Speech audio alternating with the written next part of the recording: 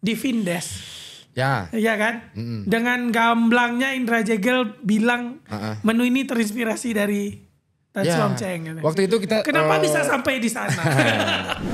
Kalau lu nggak punya nama, kalau lu nggak punya power di kota ini tuh emang sesulit itu. Om mengakui nggak sih kalau memperkenalkan sesuatu yang baru di Payakumbuh itu sulit? Susah.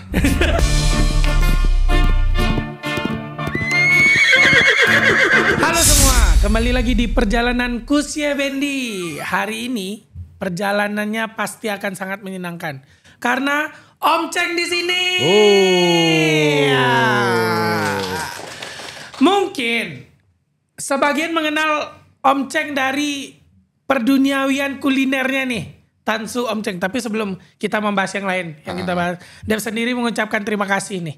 Karena ketika Payakumbuh diselimuti es kepal Milo, Tansu Om Ceng hadir sebagai variasi. Oke, tapi di podcast kali ini kita akan membahas ternyata Om Ceng ini juga adalah penggiat seni. Jadi ada hal-hal yang ternyata sudah berjalan. Kalau istilah orang kan underground lah ya di Payakumbuh aja. Bawah tanah ya. Bawah tanah ya. Sisi ini yang akan kita bongkar-bongkar itu. Sehat Om? Alhamdulillah sehat. Oke. Bagaimana hari ini? Asik. Hari ini cukup menyenangkan karena saya diundang ke Kusye Bendi. Salah satu program yang sangat keren menurut saya ya. Untuk Payakumbuh ya. Payakumbuh ini sangat luar biasa. Ini menghadapi Om Ceng ini sebenarnya host jiper nih Pak. Merasa magang-magang. Tapi ya semoga kita enjoy di perjalanan. Oke. Terima kasih nih. Oke. Nah Om, terus kita kan langsung kita bahas dulu nih yang mungkin sebagian orang tahu Tansu Om Ceng. Ya. Brand ini lekat dong. Tiba-tiba ada katan dikasih susu dengan variasinya lah. Ya. Tansudin ya. Tansudin. Katan susu dingin. Katan susu dingin. Oh dinginnya gak boleh tinggal ya, Tansudin kayak. Kapan Om merasa menemukan Tansudin ini bisa nih gitu? Sebenarnya nggak menemukan juga sih sebenarnya ya. Jadi awal saya ngomongnya saya apa gua apa bahasa bebas ya. Karena di atas Kusye Bendi ini semua bebas. Bahasa Awak atau boleh. Sabi. Ya? Indonesia aja kali ya. Kadang kita ditonton nasional. Oke. Jadi awal gua ngerintis Tansu Om Ceng ini sebenarnya bukan niat buat jualan juga sih sebenarnya. Jadi awal itu 2015 waktu itu. 2015 kalau nggak salah. Ada suatu tragedi lah waktu itu. Oke. Ya tragedi waktu itu, habis itu almarhum adik saya habis itu yang pertama almarhumah. Meninggal waktu itu. Dan itu waktu posisinya saya masih di Bali waktu itu. Masih ngerantau. Jadi dan di posisi itu juga saya dapat telepon bahasanya bokap saya ketangkep ya. Oke.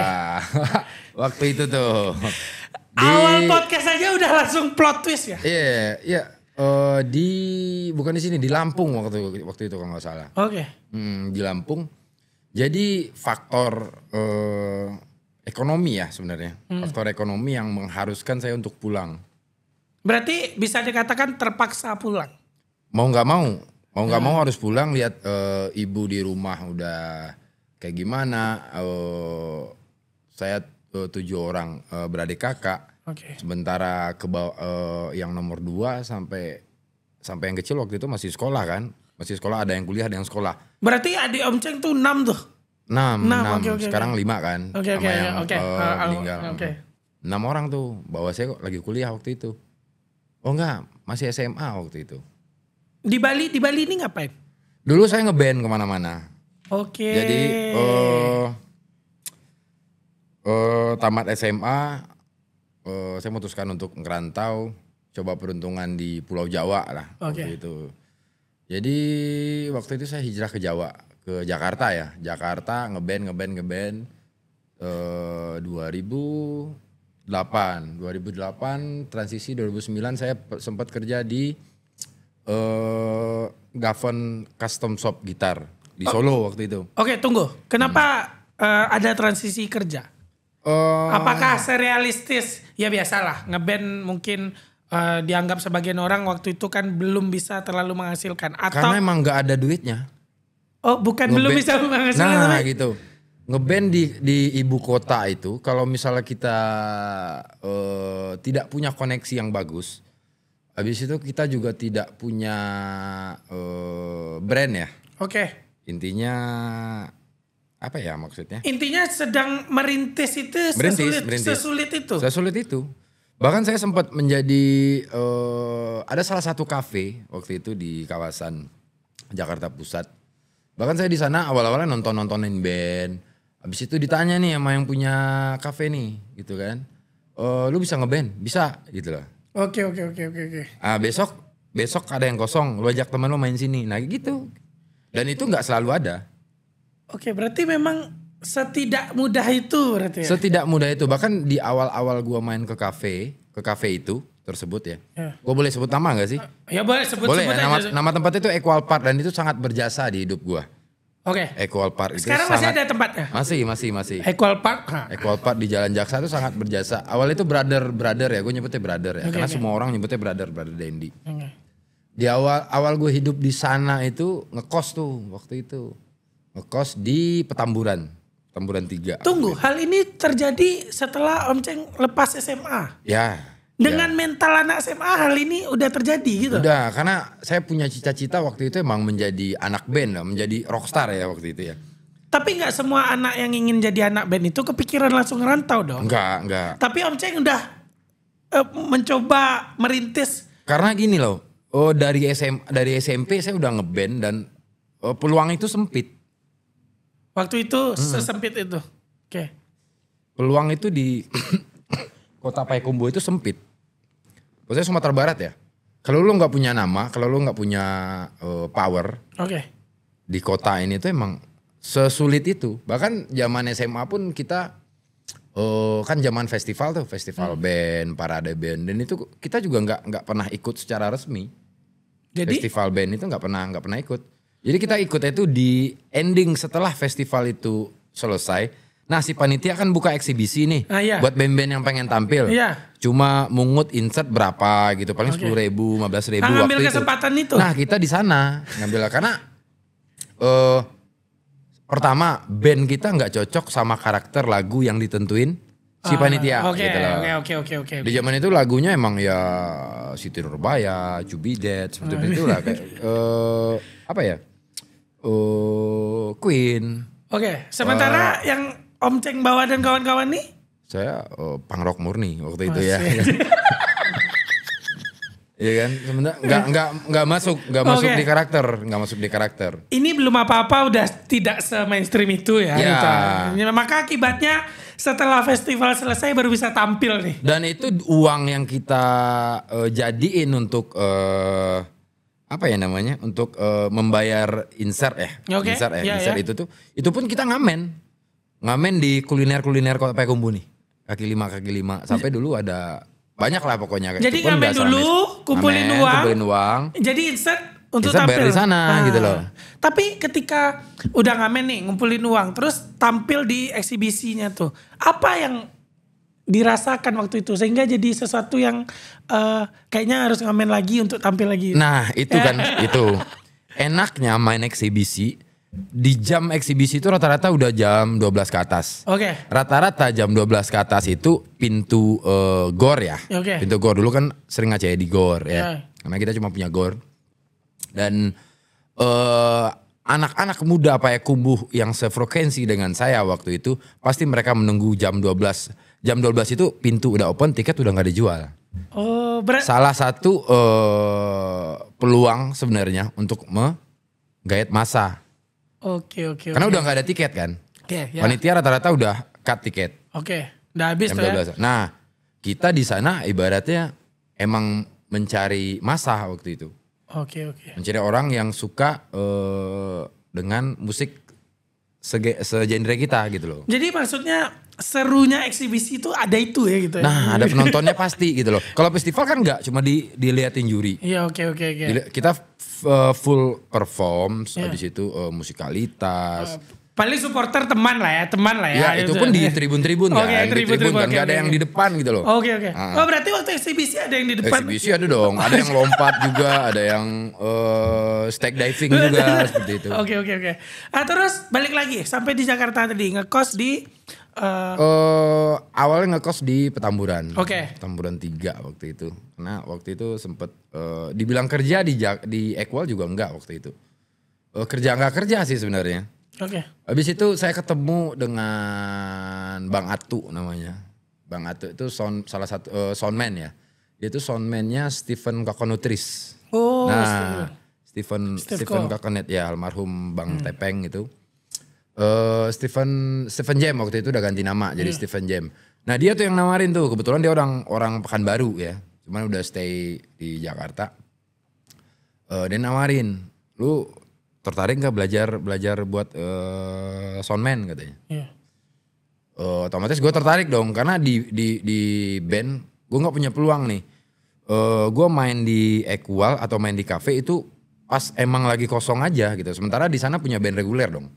Oke. Waktu itu regulernya ada si Denny Fras ada Monkey Boots, band-band luar biasa di Jakarta waktu itu kan. Emang mereka udah punya masa yang sangat luar biasa. Orang gitu. datang udah untuk nonton ya. Sementara gue juga butuh branding dong. Oke. Self branding buat diri gue sendiri ya gue memutuskan gue harus belajar soundman. Biar orang-orang tahu minimal gue sebagai soundman waktu itu. Tapi ada nggak pengaruh biasa tampil di eksibisi yang ya istilahnya tunggu festival kelar kan tampil. Ada nggak pengaruh yang membuat ketika di Jakarta tuh nggak gengsi untuk memulai dari hal-hal kecil gitu? Enggak, ngapain harus gengsi kan? Oke. Karena mungkin kebiasaan ya, kebiasaan saya itu dianugerahi oleh yang di atas itu gampang beradaptasi. Dan nggak semua orang punya ya. Nah, dan menurut saya itu nggak semua orang punya gitu loh. Oke. Anugerah. Karena kita orang Minang kan, saya memegang erat itu pepatah Batang Ubi ya. Yes. Batang Ubi itu kamata campak nyui. Yes. Ya kan? Meskipun nyo bantu saro, tapi kama pun nyo pasti setidaknya untuk bermanfaat. Oke. Indak kau ubinya, cobinya. Dari atas sampai bawah jadi lah. Batangnya pun jadi pagar ya kan. Batangnya pun bisa jadi pagar dan tumbuh lagi kan. Tumbuh lagi. Oke. Terus dari sini nih, apakah masih panjang untuk sampai ke Bali nih? Kenapa sampai ke Bali? Bali waktu itu apa ya? Awalnya itu ditawarin sih sebenarnya, ditawarin sama temen, lu pengen coba nggak ngeband di sini gitu loh. Sebenarnya juga nggak punya band di sana gitu loh. Tapi diajakin teman ke sana untuk kadang kita di rantau ini gini ya. Jadi kita udah punya koneksi nih. Oke. Di mana-mana nih koneksi kan. Kadang temen yang Jakarta udah cabut Bali. Pas nyampe Bali, mereka kita kontak-kontak tuh. Jakarta gimana? Susah bro, gini. Oke. Lu kesini aja nih, ntar gue cariin panggung gini gitu. Berarti saling support lah ya, saling support. Oke. Berarti sampai ke Bali nih. Berapa lama di Bali sebelum dapat istilahnya panggilan untuk pulang Om? Lebih kurang setahun setengah. Nah, ketika Om Ceng tadi bilang anugerahnya tuh kan adaptasi. Ya. Nah, tapi ketika perpindahan dari yang Sumatera Barat ke Jakarta ke Bali, apa nggak ada shock culture-nya? Ada sih, subculture kota masing-masing. Iya. Ada sih sebenarnya. Bisa dikasih tahu nggak? Karena gini Om Ceng, anak sekarang itu terkesan latah untuk merantau. Nah, tapi nanti ketika menghadapi shock culture itu mereka pulang kita. Anak sekarang rentan dengan itu kita. Mungkin apa ya? Pertama mental, yang kedua knowledge. Oke. Kita harus punya knowledge dulu nih. Kita mau ke suatu tujuan, contoh satu tujuan. Kita harus paham dulu karakter, minimal kita baca ya. Baca karakter ini, kota ini karakternya seperti apa.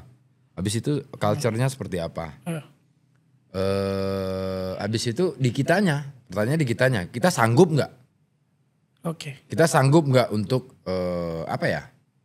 Intinya hidup di suatu tempat baru itu pasti kita asing ya. Ya asing. Kita awam ya. Awam. Hidup di tempat awam itu kalau kita nggak beradaptasi, kita nggak bakal bisa survive. Oke, nah ketika perpindahan yang tadi terjadi, apakah perpindahan ke Jakarta Om Ceng sudah cari dulu info soal Jakarta? Sudah sih sebenarnya. Sebenarnya udah dari SMA ya, udah dari zaman sekolah itu udah. Berarti udah ngulik nih. Udah suatu cita-cita nih. Kadang kan ada tuh abang-abangan atau teman-teman kan. Yeah. Jadi waktu itu juga zaman internet udah masuk zaman internet. Meskipun masih ya zaman-zaman apa ya, Facebook lah waktu itu. Warnet udah. Warnet. Yang gambar ikan lumba-lumba ya. Friendster. Dan itu pun kita ngaksesnya belum di handphone. Ya, oke. Saya masih ke warnet. Oke. Nah, terus kan dapat panggilan pulang nih, Om. Sebenarnya pulang ya mau tidak mau lah ya. Harus pulang nih. Nah, kenapa nyampe di sini brandingnya ke Tan Sudin? Nah, ini nih yang lucu nih ceritanya nih. Jadi awalnya itu kenapa ke Tan Susu ya?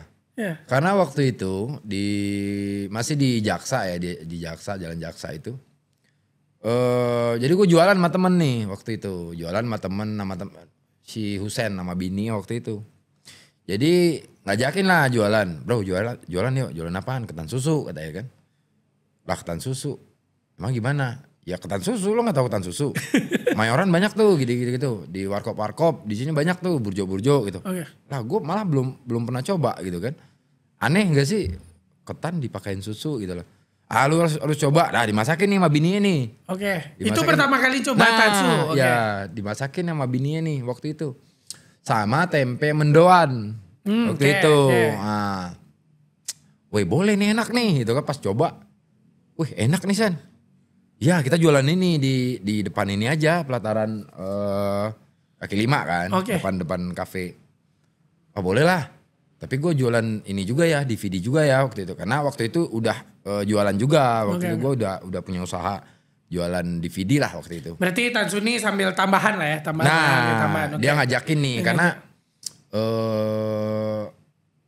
kita kan gantian nih. Ya. Pas dia main nih, dia ngeband juga. Oke. Bantu. Pas dia ngeband nih, gue yang jangan lapak. Pas gue yang sip-sipan lah ya. Ya gitu. Oke, seru.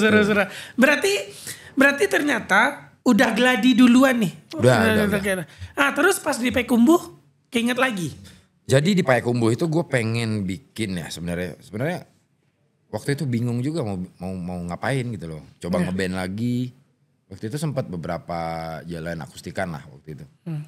Sempat karena bisa dibilang akustikan tuh belum ada ya di Payakumbuh waktu itu. Oke.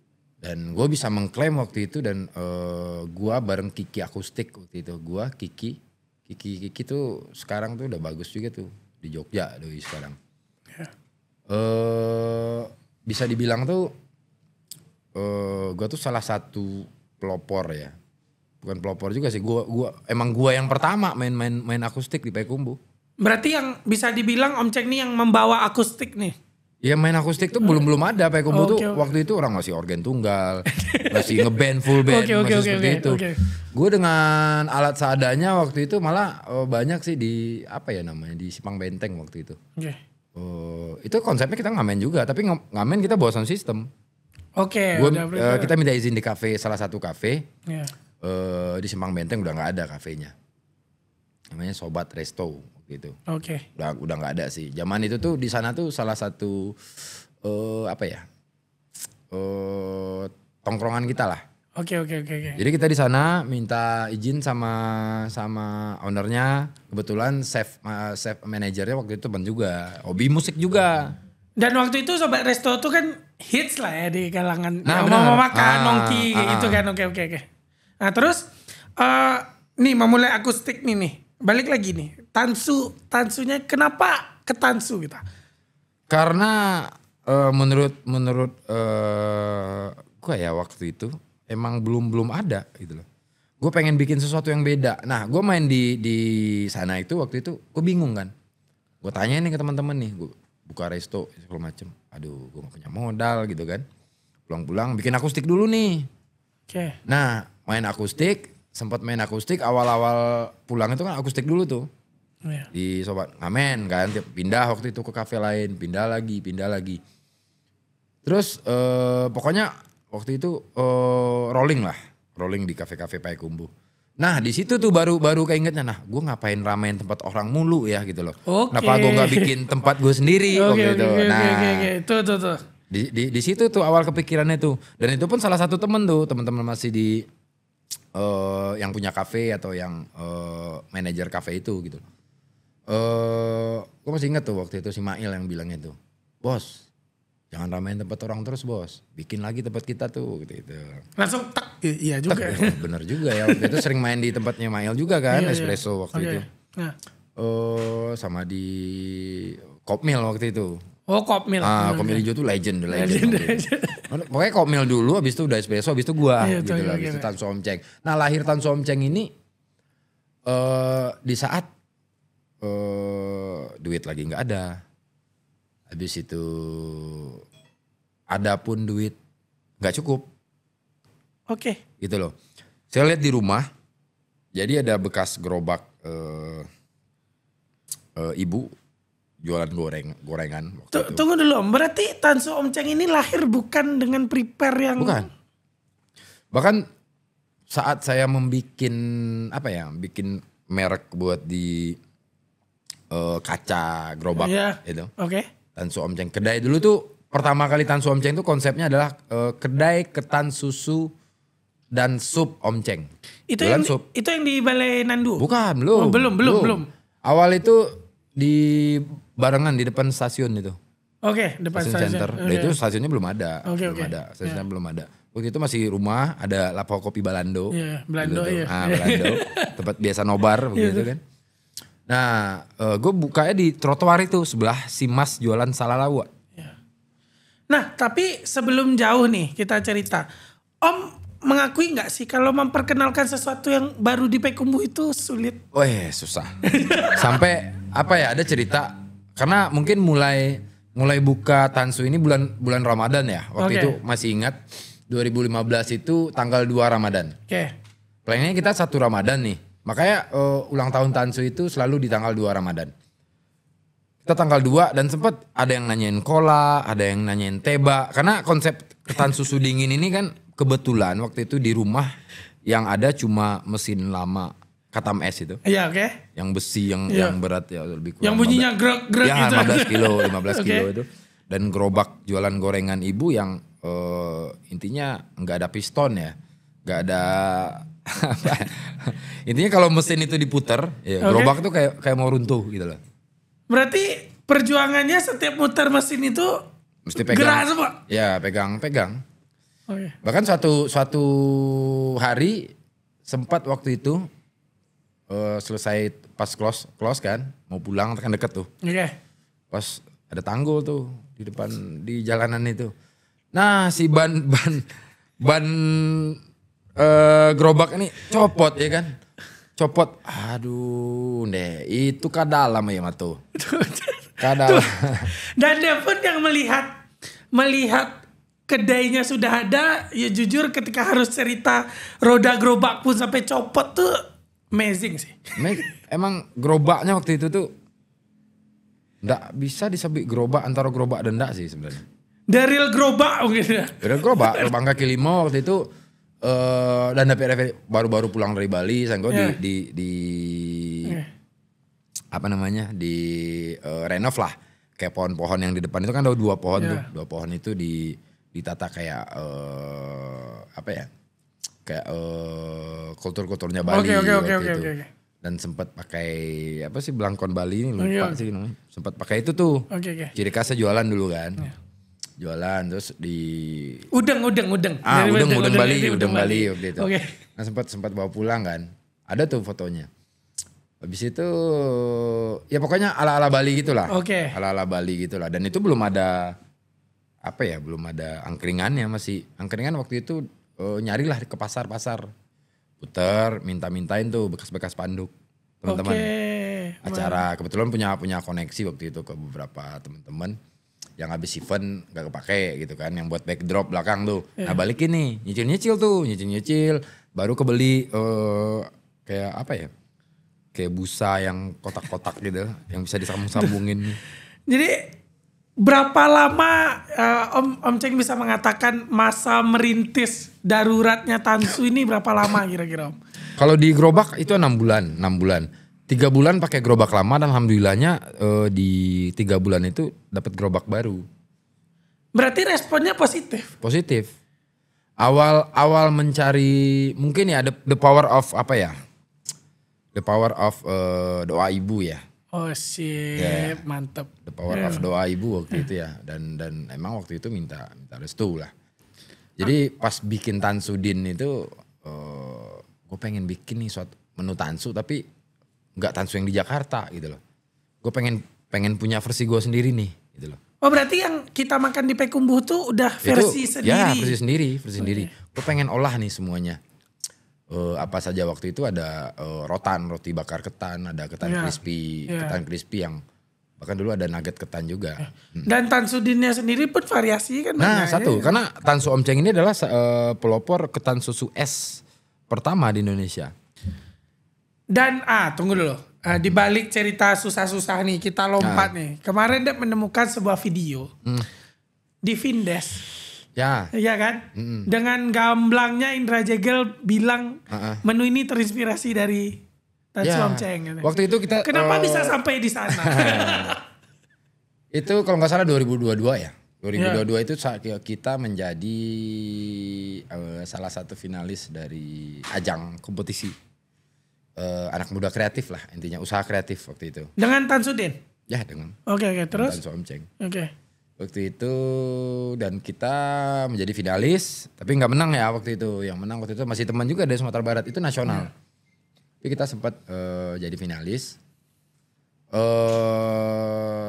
Dan kebetulan bulan puasa itu kan memang ada program ya. Nah, brand yang ngadain kompetisi tadi, ternyata dia juga sponsor di acaranya si Vindes. Nah mereka nelpon, tim mereka nelponin minta karena mereka di sesinya ada program kuliner nih. Coba kirimin menu terbaik kalian, nah kirimin dong.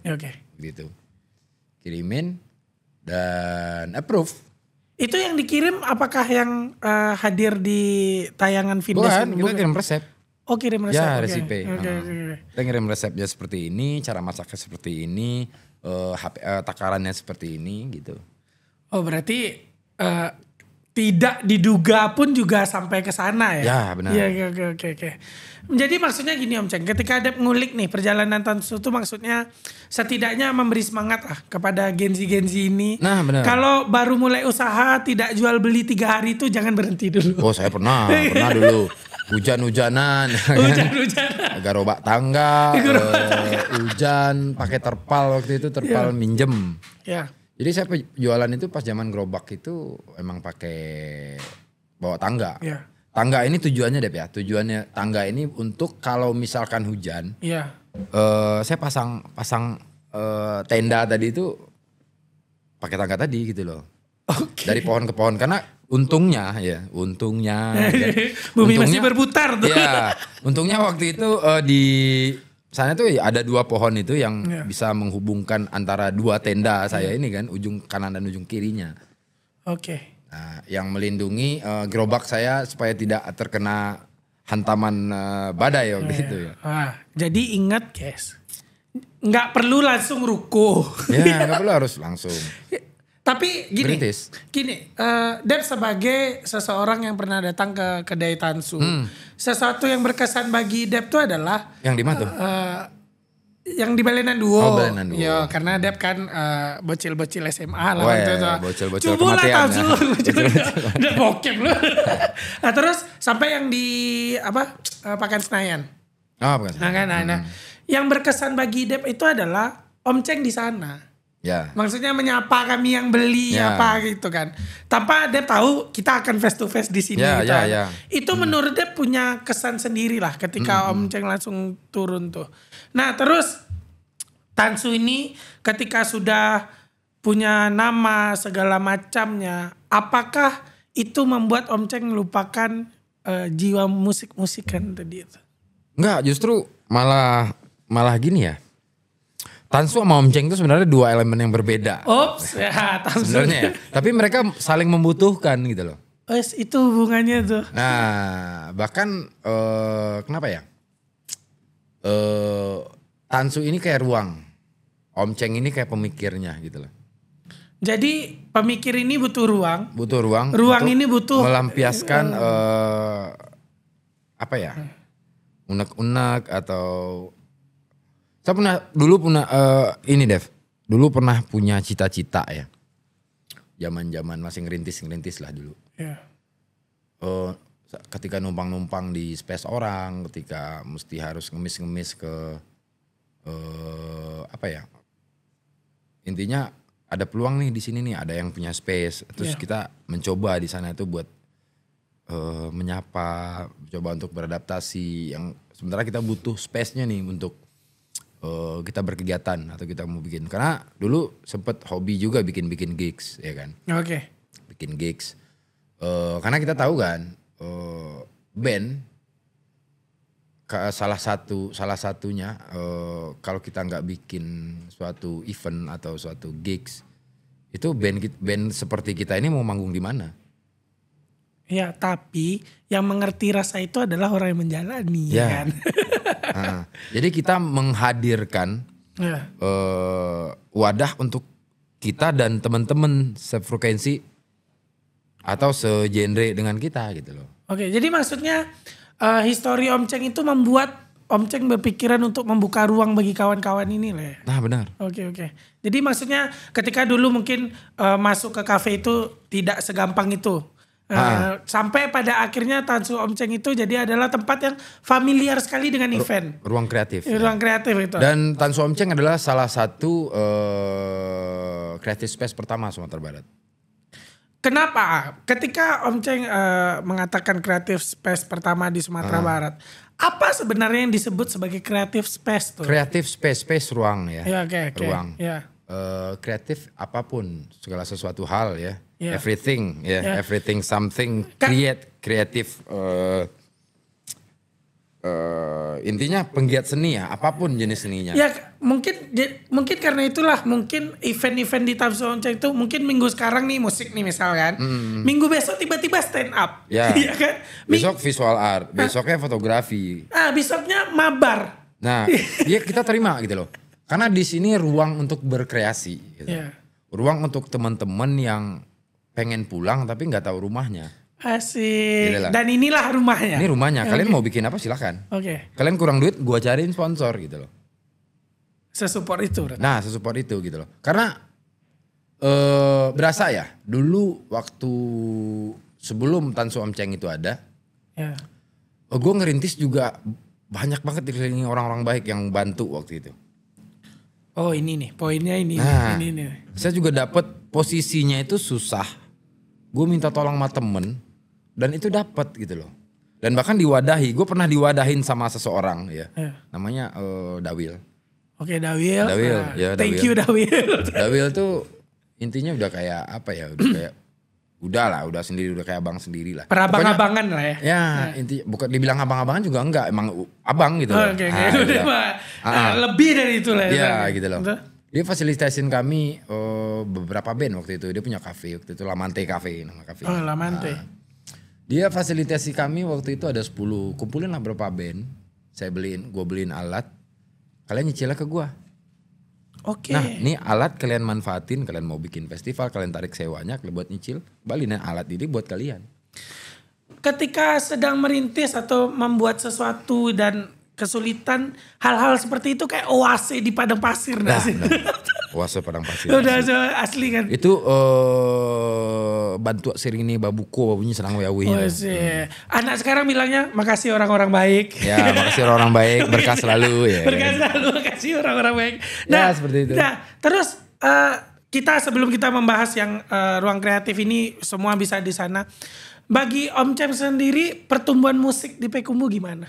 Kalau musik Payakumbuh ya. Payakumbuh ini emang kota festival sih dari dulu. Berani Om Ceng bilang kota ini kota Ya festival. benar. Karena identitas Payakumbuh itu ya. Ini zaman gua muda ya. Iya. Zaman masih bocah-bocah lah intinya. Iya. Semua band-band itu kan zaman festival band ya. Payakumbuh kalau salah satu band, mau itu band Riau, mau itu band Jambi, band manapun, kalau belum ambil trofi dari Payakumbuh, itu mereka tuh kayak ada satu legalitas yang kurang. Gitu. Sebegitu pentingnya Payakumbuh. Kita punya pride pialanya tuh kayak gitu ya. Payakumbuh tuh gengsinya beda. Karena Payakumbuh itu kaya dengan musisi. Ya.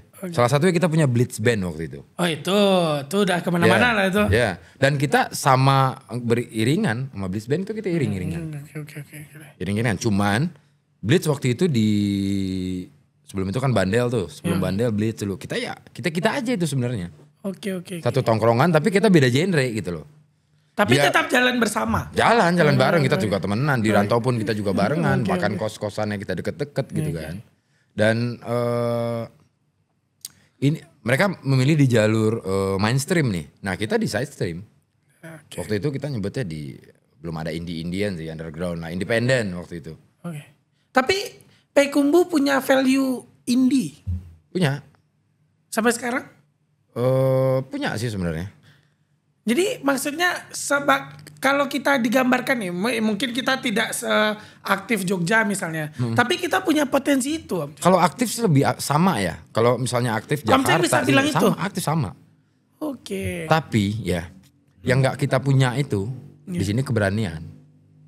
Contoh? Keberanian untuk produksi karya sendiri.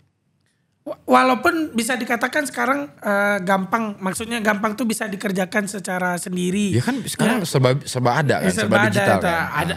Ada pun platformnya bisa kita upload sendiri segala macam. Apapun platformnya, semodern apapun zamannya, kalau si pelakunya tidak mau ya tetap aja enggak. Berarti itu salah satu PR kita. Nah benar.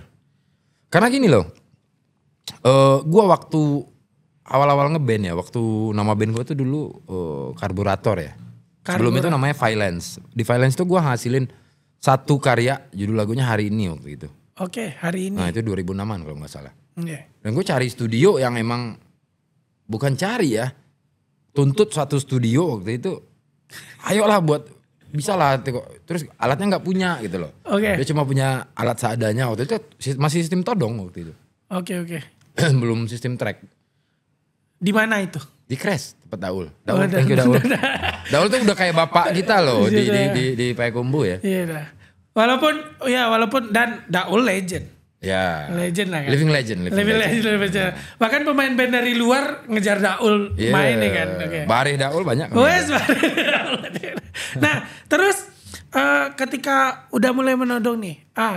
Bagaimana caranya membangun keberanian itu sekarang? Padahal platformnya banyak sekarang. Dan Dep sendiri yang mungkin awam untuk musik itu melihat bahkan sekelas tampil di kafe sekarang prepare. Ya sampai situ. Ini sampai situ kenapa justru di-cut sampai situ? Ya sampai situ karena menurut teman-teman ya mungkin sampai situ. Udah. Itu yang membuat kita tuh belum. Ya. Oke. That's the point. Jadi sampai situ kan. Sampai situ. Jadi justru karena sampai situ gitu. Ya, padahal sebagian orang mengira kita sudah di sini. Ya. Rupanya sampai situ gitu. Kalau masalah skill, masalah knowledge, masalah sound, masalah perangkat kita nggak kalah. Bisa dijamin. Bisa. Tapi masalahnya sampai kita punya Kusya Bendi. Pastilah. Ya, ya kan ini aset bro. Aset. Oke. Ya. Satu program itu adalah aset. Dan kami harus menjadikan aset terbaik dong. Ya karena yang menyampaikan ternyata cuman sampai situ tuh ya. Nah benar. Ada di Kusya Bendi kan. Nah gitu loh. Oke. Gue boleh cerita sedikit ya? Oh boleh. Keresahan dulu di tempat di Tansu Om Ceng itu. Kita punya program namanya Sound Talk. Oke. Ya, kita punya namanya Sound Talk. Sound Talk ini adalah satu program ya kayak gini. Tapi bedanya nggak podcast intimate kayak gini, tapi lebih kayak sharing session lah. Dan itu natural aja ya berarti? Natural. Oke. Kita tarik pembicaranya dari mana, mau dari Pekanbaru, yang kira-kira menurut kita bermanfaat. Dan teman-teman yang kita undang tuh mereka bebas bertanya. Oke, tapi itu tahun berapa kira-kira? 2019. 18, 19. Tunggu, maksudnya menanyakan tahun berapa ini, sebelum sekarang semua meledak di YouTube. Nah. Udah punya sontak gitu kita. Kita udah punya sontak itu di zaman Tansu Om Ceng masih di Candano itu, pasar. Dan Om Ceng udah mulai? Udah. Oke. Udah, itu udah mulai waktu itu. Kan makin kelihatan kalau host-host magang nih anjir. Udah mulai waktu itu. Dan sempet jadi MC, banyak sih dulu saya MC. Dadakan waktu itu, tapi milih-milih juga waktu itu. Ya makanya kami jiper dong. Nah. Lihat-lihat acara. Oke, terus ketika sudah mulai itu apa yang didapatkan dari sana? Dari sontak tuh. Banyak sih sebenarnya. Banyak yang lahir, anak muda lahir banyak di Tansu Om Ceng tuh, anak muda banyak. Sangat banyak lahir di Tansu Om Ceng. Anak muda kreatif tuh sangat banyak. Menurut Om Ceng nih, apakah anak muda itu harus berani duduk di sini? Harus berani. Dan mereka harus berani untuk berani untuk benar. Maksud berani untuk benar? Berani untuk benar. Karena ketika Om Ceng bilang berani untuk benar ini berarti belum banyak yang berani untuk benar gitu dong. Loh. Karena manusia itu selalu atau orang-orang tuh selalu ke-trigger ya dengan kata-kata oh dia baik, orang baik. Orang baik itu belum tentu benar. Oke. Tapi orang benar sudah pasti baik. Orang baik belum tentu benar, tapi orang benar sudah pasti baik. Tapi hati-hati, orang benar itu lawannya selalu banyak. Jadi harus butuh persiapan diri dong. Benar. Harus mental baja, harus balik parang harusnya. Tapi ketika ada seseorang yang berani untuk ngopi. Boleh ngopi gitu. Ini saking beloknya kemana-mana nih, sampai kita belok ke gerobak yang rodanya copot. Ya. Sampai tapi untuk orang-orang yang berani mencoba benar nih, apakah ada jaminan dia akan punya tempat di Payakumbuh? Bisa. Kalau dia punya tempat, kenapa kita harus menggantungkan kita harus punya tempat? Kenapa kita nggak buat tempat kita sendiri? Jangan mencari kesempatan, tapi buatlah kesempatan itu sendiri. Itu lagi. Oke, ini daging. Karena mungkin ini tapingnya habis Lebaran Idul Adha ya guys. Jadi daging. Info nyate bro. Nah tapi sepanjang perjalanan Om Ceng di Payakumbuh nih, ada enggak satu event yang dampaknya besar sekali untuk pertumbuhan musik indie Payakumbuh gitu? Banyak. Saya dulu pernah coba ya bikin namanya Payakumbuh Indie Fest. Sebelum di mana-mana punya nama fest-festan, kita udah punya itu. Payakumbuh tuh dulu punya namanya Payakumbuh Indie Fest di 2010. Terus saya bikinnya 2010 dan itu dananya dari warga Payakumbuh. Dananya dari warga Payakumbuh. Nah, kita anak-anak muda waktu itu. Ya. Ada 2 generasi lah. Kita sama yang di bawah-bawah adik-adik. Waktu itu bikin namanya suatu pergerakan namanya Green Suns waktu itu nggak salah. GS Production kayak gitu. Kita belajar buat bikin event. Kenapa kita belajar bikin itu? Karena kita nggak punya ruang untuk panggung kita sendiri. Dan itu disadari betul. Nah benar. Sementara Payakumbuh butuh panggung ya, butuh wadah waktu itu. Sementara kita nggak punya. Jadi balik lagi ke prinsipnya daripada nunggu, mending bikin. Lalu? Terus kita kerahin. Koneksi yang kita punya, mintalah sponsor ini segala macam, nggak nembus. Awalnya nggak nembus. Nah karena Payakumbuh waktu itu baru transisi nih. Transisi dari? KTR. Ya kan? Oke. Ya kan? Oke. Kawasan tanpa rokok. Dan itu dampaknya besar? Dampaknya besar. Kita sponsor nggak bisa masuk dong. Biasanya kan yang sponsorin musik kita tuh, acara musik tuh rata-rata rokok. Pesan rokok. Begini, ini mungkin pertanyaannya langsung karena Om Ceng juga bahas kan. Apakah Payakumbuh itu butuh sponsor rokok? Kalau dibilang butuh, sekarang ya. Butuh nggak butuh sih sekarang. Sekarang? Kalau sekarang. Kenapa? Kalau sekarang tuh ruang udah banyak sih. Oke, paham nih. Nah, ruang udah banyak. Jadi ketika ada yang sefrontal itu, Payakumbuh nggak bisa berkembang tanpa rokok. Karena kan kota kita udah menetapkan nih, no rokok-rokokan segala macamnya. Om Ceng tidak tertutup dengan statement itu, bahwa kita tidak akan bisa berkembang tanpa sponsor. Okay. Berkembang tuh tergantung kemampuan kita dong. Tanpa harus bergantung pada 1-2 item. Oke. Iya kan? Oke. Itu suatu yang sudah tidak bisa udah ketok palu. Dan kita sebagai musisi harusnya kita cari cara lain. Berarti nggak cuma nuntut itu gitu kayak. Nah lu kita nuntut lu siapa dulu udah kontribusi apa ke kota lu gitu. Anjay. Gitu kan? Kontribusi apa? Kan seperti itu. Iya. Zaman itu kita bikin Payakumbuh Indie Fest. Iya. Payakumbuh Indie Fest salah satunya ada 16 band waktu itu. Yang kita kurasi dan yang kita pilih cuma ada waktu itu. Bahkan udah pakai kurasi. Udah. Ya orang kan mikirnya kalau bikin event ini terima semuanya. Karena gini, kita buat bikin Payakumbuh Indie Fest untuk band-band Payakumbuh yang udah punya lagu, udah punya karya. Berarti harus punya lagu. Nah, benar. Ya oke. Lu anak band, lagu lu mana? Karya lu mana? Bukan lu anak band, lu menang festival berapa kali? Enggak itu. Tapi festival lu anak menang festival, kalau lu udah punya lagu, lu ditambah lu anak menang festival udah gitaris terbaik. Makin ini dong. Oke. Keren dong. Oke, jadi maksudnya di event yang digagas pertama pun sudah punya idealisnya sendiri. Bahkan itu belum pertama, sebelum itu udah ada lagi tuh. Oh ada lagi? Sebelum itu awalnya itu adalah nama eventnya itu masih gas nih, Sumpah Musik Pemuda. Waktu itu bertepatan dengan Sumpah Pemuda. Sumpah Musik Pemuda. Ternyata kita seasik itu. Ya seasik itu. Okay. Dan itu kita bikin di Medan Mepane waktu itu. Ngalau? Ya. Antara Sumpah Musik Pemuda dengan Payakumbuh Indie Fest itu cuma jeda 8 bulan kalau gak salah. Jadi maksudnya selesai event Sumpah Musik Pemuda ini langsung prepare untuk? Ya, tahu nggak skema kita ngumpulin dana kayak gimana? Gimana? Kita bikin kotak, bikin tulisan, kita puterin pasar. Dan itu jalan terus? Jalan terus. Dan apa respon toko-toko Payakumbuh itu luar biasa. Berarti kalau sesupport itu mereka. Berarti maksudnya gini, tentu yang mungkin kadang orang nggak support. Jadi mungkin kalau eventnya jelas, masyarakat kita tuh mau dukung. Karena lihat kita jelas karena setelah kita event kita lapor juga ke Dinas Pariwisata waktu itu juga support. Bahkan Dinas Pariwisata waktu itu nyediain space. Oke.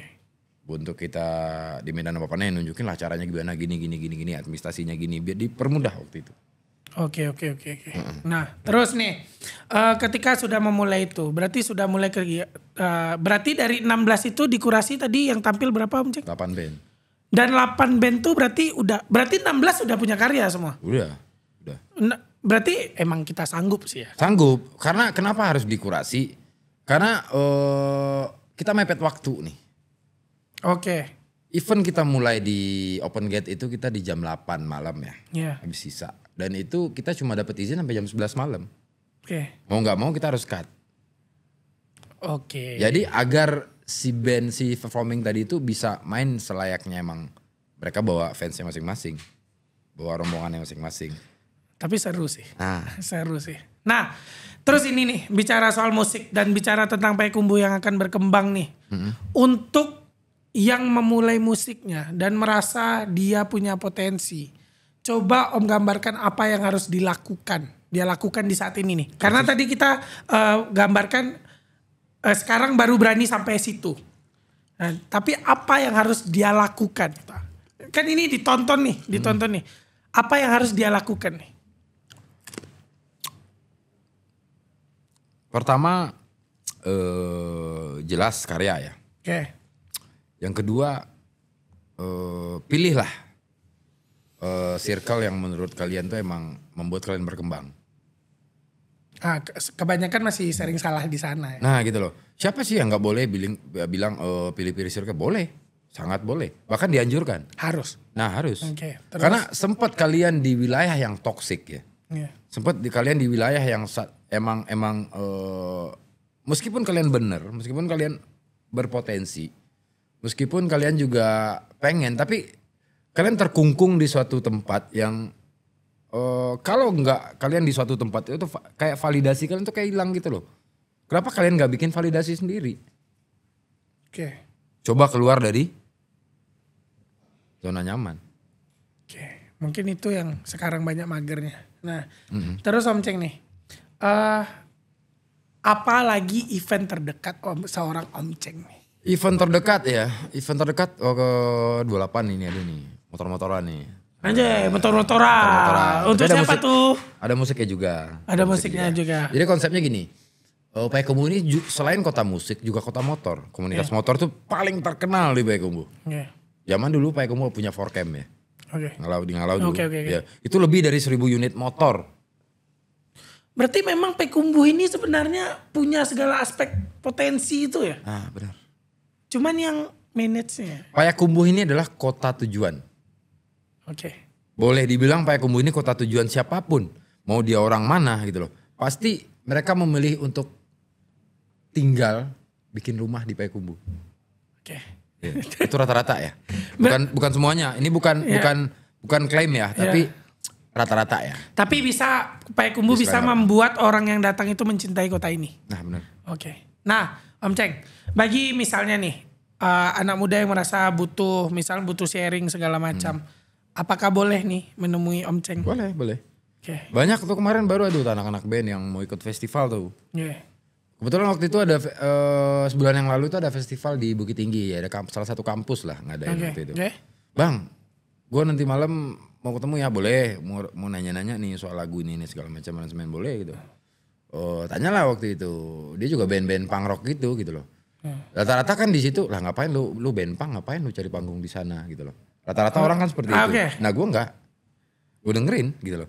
Lu mau panggung boleh, tapi kami pengen ganti nama band bang. Kenapa? Band kami band punk rock, nggak mungkin. Dia masih anak SMA lah. Oke. Tapi potensi mereka oke. Berarti bang nggak cocok bang di sini bang, karena kami festival bang cari juara nih segala macam. Lah ngapain ganti nama band? Band kalian juga udah keren. Terus gimana bang? Kalau kalian ganti nama band, portofolio band kalian hilang. Track record band kalian hilang. Berarti ganti nama itu tidak semudah itu ya? Tidak semudah itu Ferguson. Ya kan? Baik Om Ceng, ini Dep merasa waktu kita sangat-sangat kurang nih. Ya, sangat kurang sekali. Banyak sisi-sisi lain yang orang taunya Tansudin. Rupanya Om Ceng banyak ngerjain proyek ini, proyek itu, segala macamnya. Ada. Mungkin nanti Kusya Bendi akan ngajak Om Ceng naik lagi ketika kita punya topik yang seru lagi misalnya. Bisa, boleh. Karena malam ini pun Dep merasa setidaknya orang-orang yang kehilangan arah nih. Setidaknya tahulah kalau di Payakumbuh nih boleh nanya sama Om Ceng untuk bahkan Tansu Om Ceng itu sempat membawa saya ke Sydney waktu itu. Anjay, Sydney. Itu Tansu Om Ceng loh yang bawa. Tansu Om Ceng, tapi harus sabar, harus mau gerobaknya copot roda, hujan-hujan. Habis itu baru kalama ngale di sini orang gitu kan. Kontrak nanya ya resiko kontrak seperti itu. Tapi makasih sekali karena daging-daging kita tidak dapatkan dari daging kurban saja, kita dapatkan juga dari obrolan ini. Makasih sekali lagi Om Ceng. Sama-sama.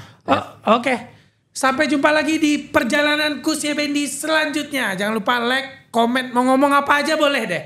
Tapi nanti kami yang bagus-bagus tuh kami dengerin. Yang enggak tuh kami baca juga. Tapi mau komen apapun, siapa yang mau datang tulis deh. Karena Kusya Bendi butuh itu untuk perjalanan. Banyak Payakumbuh ini. Luar biasa Payakumbuh. Karena kita punya tagline Om. Kusya Bendi itu ngobrol santai tapi sampai. Sampai. Pala cuinya kan ada. Pala cuinya dia. Oke, terima kasih ya. Om Ceng sekali lagi. Thank you Kusya Bendi. Bye-bye.